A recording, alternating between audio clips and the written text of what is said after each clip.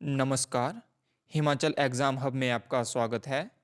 आज दिनांक 12 नवंबर 2022 और आज हम डिस्कस करने जा रहे हैं प्रीवियस ईयर पेपर के मिक्स क्वेश्चन, जिसमें पॉलिटी के क्वेश्चन, इकोनॉमिक्स के क्वेश्चन और हिमाचल जीके के कुछ क्वेश्चन हैं जो प्रीवियस ईयर पेपर में पूछे गए हैं हमीरपुर बोर्ड और शिमला बोर्ड के द्वारा।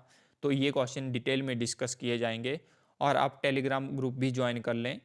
@हिमाचल एग्ज़ाम हब के नाम से टेलीग्राम ग्रुप है, जिससे जो भी पेपर चले हैं आजकल करंट के, शिमला के या हमीरपुर बोर्ड के, तो वो उन पेपरों की पीडीएफ आपको टेलीग्राम ग्रुप पे उपलब्ध करवा दी जाएगी और वो पेपर आपके डिस्कस भी किए जाएंगे मेरे यूट्यूब चैनल पे, हिमाचल एग्ज़ाम हब के यूट्यूब चैनल पे।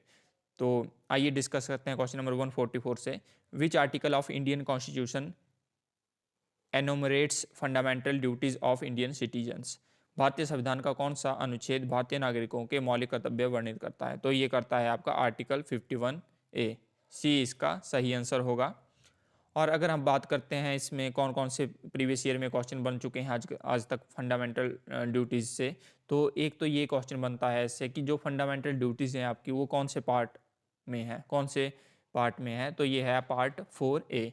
ठीक है। और जो फंडामेंटल ड्यूटीज़ हैं वो कौन से देश से बोरो की गई हैं? तो ये की गई हैं आपकी यूएसएसआर, रूस से। और इसमें ये भी क्वेश्चन बनता है कि जो आपकी 86th कॉन्स्टिट्यूशनल अमेंडमेंट हुई थी 2002 में, वो कौन सी थी? तो वो थी आपकी राइट टू एजुकेशन। ठीक है, ये भी फंडामेंटल ड्यूटीज़ का पार्ट है। इसके द्वारा 11th फंडामेंटल ड्यूटीज़ जुड़ी अपने इसमें फंडामेंटल ड्यूटीज़ में। पहले आपके फंडामेंटल ड्यूटीज़ 10 थी। ठीक है।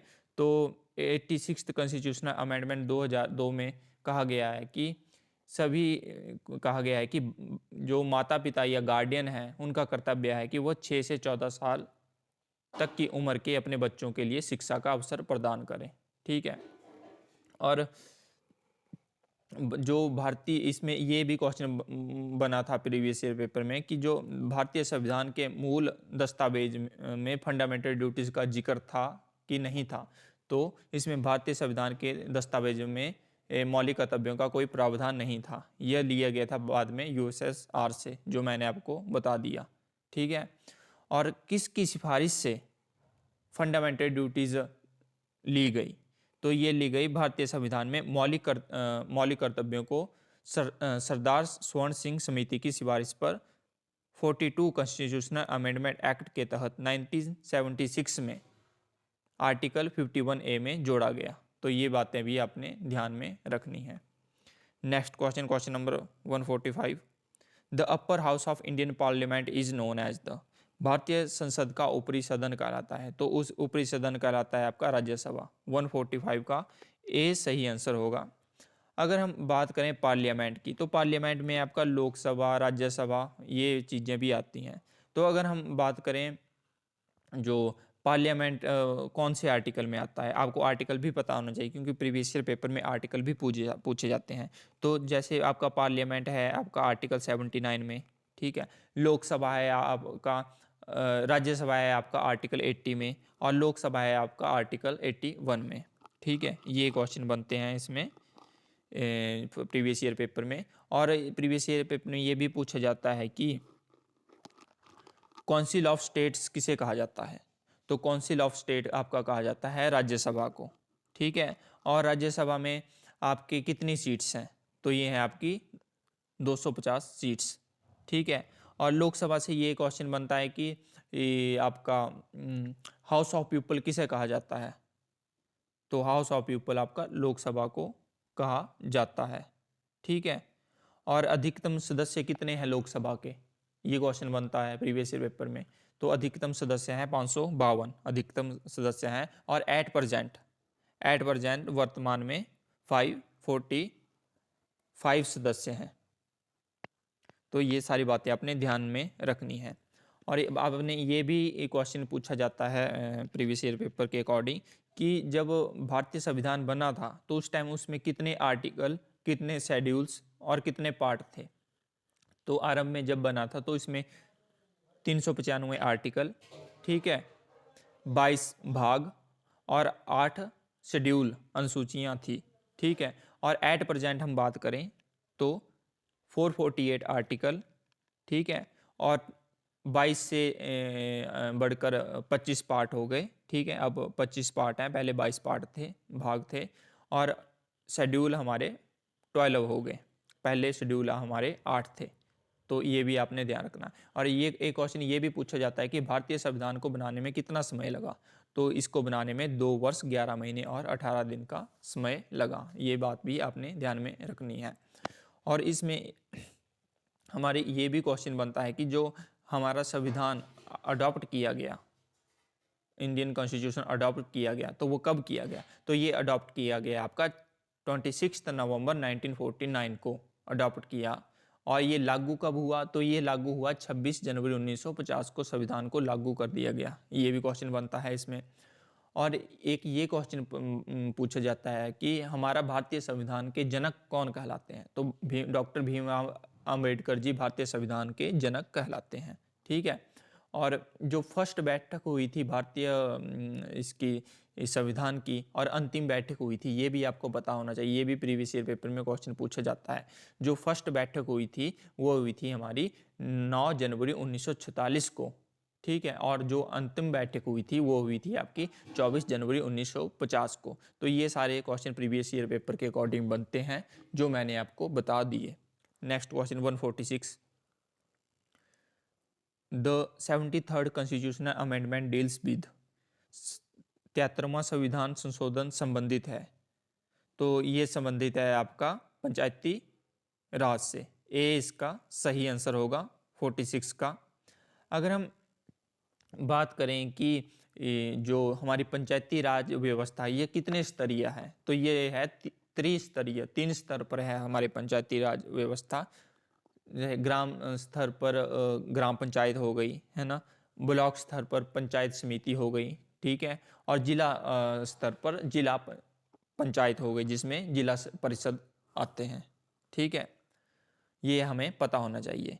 और इसमें ये क्वेश्चन बनता है कि जो हमारा पंचायती राज है वो कौन सी शेड्यूल में कि कौन सी अनुसूची में आता है, तो ये आता है हमारा 11th शेड्यूल में, ठीक है, तो ये भी आपने ध्यान रखना है। और ये क्वेश्चन बनता है कि जो आपकी म्यूनिसिपालिटी है, नगर परिषद है, वो कौन से शेड्यूल में आती है, तो वो आती है आपके 12th शेड्यूल में, 12वें अनुसूची में। तो ये प्रीवियस ईयर के अकॉर्डिंग जो क्वेश्चन बनते थे वो मैंने बता दिए इससे रिलेटेड।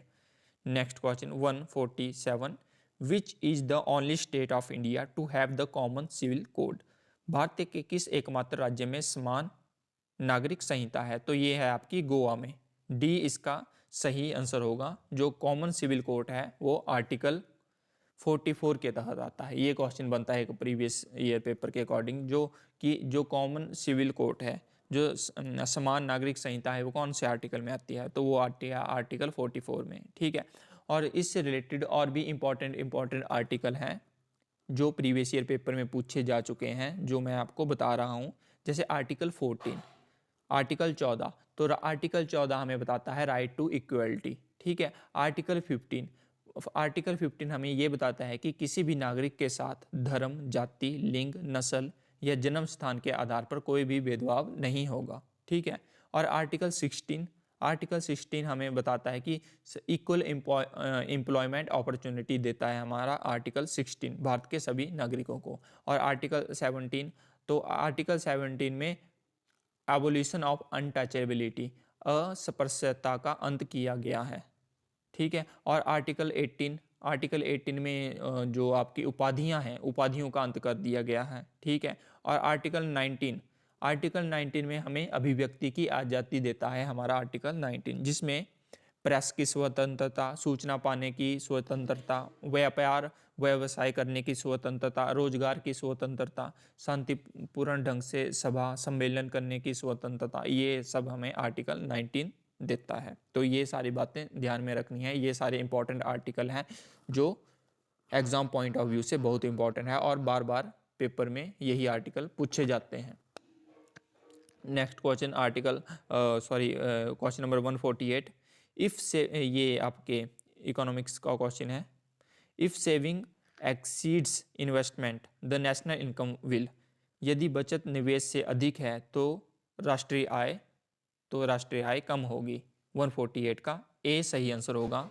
नेक्स्ट क्वेश्चन 149, भूमि सुधार मापदंड के रूप में चकबंदी नहीं हटाई गई, तो ये नहीं हटाई गई थी आपके तमिलनाडु में, सी इसका सही आंसर होगा। तो हम बात करते हैं कि चकबंदी है क्या।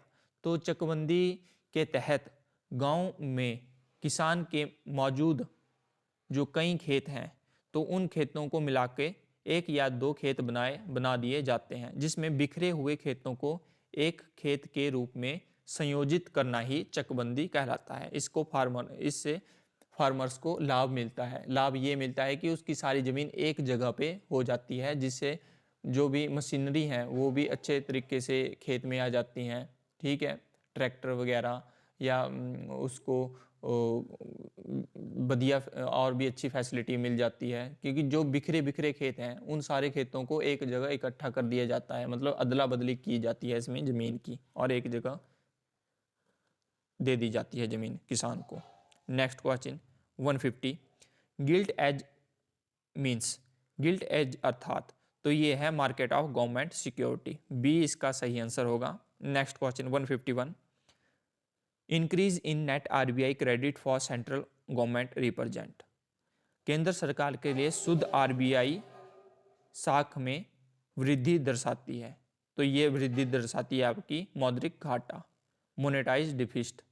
Next question 152, estimate of poverty in India are given by the, Bharat में गरीबी का आकलन किसके द्वारा किया जाता है, तो ये किया जाता है आपका नीति आयोग के द्वारा, सी इसका सही आंसर है।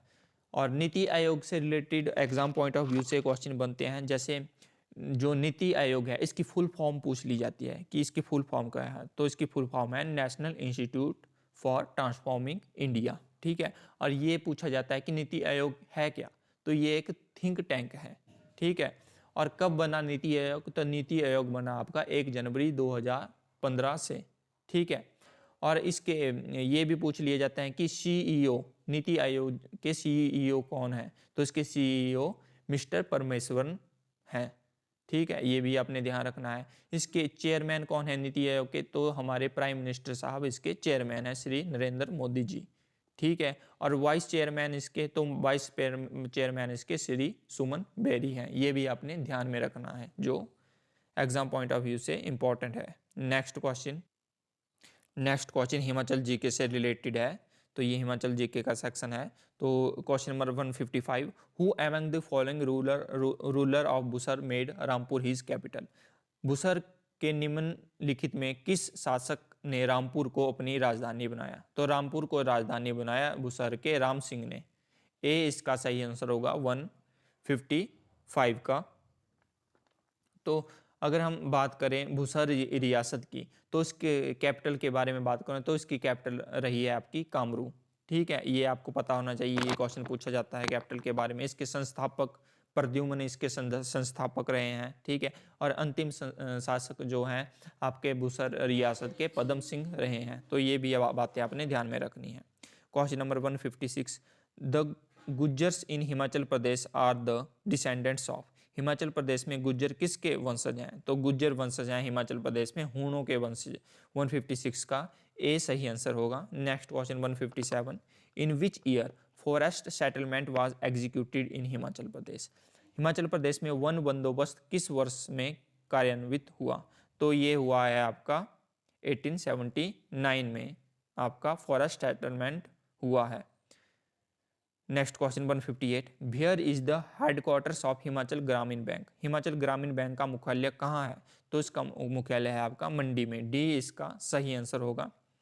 ठीक है, और इसमें एक क्वेश्चन ये भी बनता है कि जो हिमाचल प्रदेश में कांगड़ा सेंट्रल कोऑपरेटिव बैंक है, तो इसका हेडक्वार्टर कहाँ पे है, तो जो आपका कांगड़ा सेंट्रल कोऑपरेटिव बैंक है, इसका हेडक्वार्टर कांगड़ा में धर्मशाला में है। ठीक है, next question 159, in Kinnaur local grapes wine Angoori is called as, Kinnaur में स्थानीय अंगूर की शराब अंगूरी कहलाती है, तो ये कहलाती है आपकी दखांगू, डी सही आंसर होगा 159 का। Next question 160, which of the following was not honoured with Padma Shri, निम्न में से कौन पद्मश्री से सम्मानित नहीं हुआ है? तो ये नहीं हुए हैं, तो ये डॉक्टर वाई एस परमार सम्मानित नहीं हुए हैं पद्मश्री से। ठीक है। और अगर हम बात करें इसमें और उस ऑप्शनों की, जैसे चरणजीत सिंह हुए, ये फेमस पर्सनैलिटी रहे हैं हिमाचल प्रदेश के, क्योंकि इसमें ये क्वेश्चन पूछा जाता है कि ये हिमाचल प्रदेश में ओलंपिक हॉकी में खेलने वाले ये प्रथम व्यक्ति रहे हैं, चरणजीत सिंह। ये क्वेश्चन पूछा जाता है। ठीक है। और आगे बात करते हैं शोभा सिंह की। तो सरदार शोभा सिंह जो आर्ट गैलरी है, तो ये आर्ट गैलरी आपकी स्थित है कांगड़ा पालमपुर में। ठीक है। और जो ये सरदार शोभा सिंह हैं, तो इनका जन्म हुआ था आपका 29 नवंबर 1901 को पंजाब के गुरदासपुर जिले के हरगोबिंद स्थान पर। ये भी बात आपने ध्यान रखनी है। तो ये एक महान चित्रकार थे। ठीक है। इन्होंने सोहनी महिवाल, सिख गुरुओं के चित्र, कांगड़ा ब्राइड और गद्दी जनजाति के जीवन से जुड़े चित्र बनाए हैं। ठीक है। तो ये बात आपने ध्यान में रखनी है। और डॉक्टर वाई एस परमार जी, ये हिमाचल प्रदेश के प्रथम मुख्यमंत्री रहे हैं। ठीक है। तो ये बात भी, और इनका जन्म भगटन सिरमौर डिस्ट्रिक्ट में हुआ है। तो ये बात भी आपने ध्यान में रखनी है।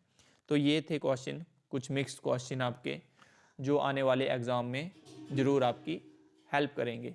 तो ऐसे ही मैं रोज़ आपके लिए लेक्चर लाता रहूँगा, जिससे आपका रिवीजन होता रहे आने वाले एग्ज़ाम के लिए, प्रीवियस ईयर पेपर के अकॉर्डिंग। तो ये था ये आज का लेक्चर। अगर आपको वीडियो पसंद आया होगा तो चैनल को सब्सक्राइब, शेयर और वीडियो को लाइक ज़रूर करें। धन्यवाद।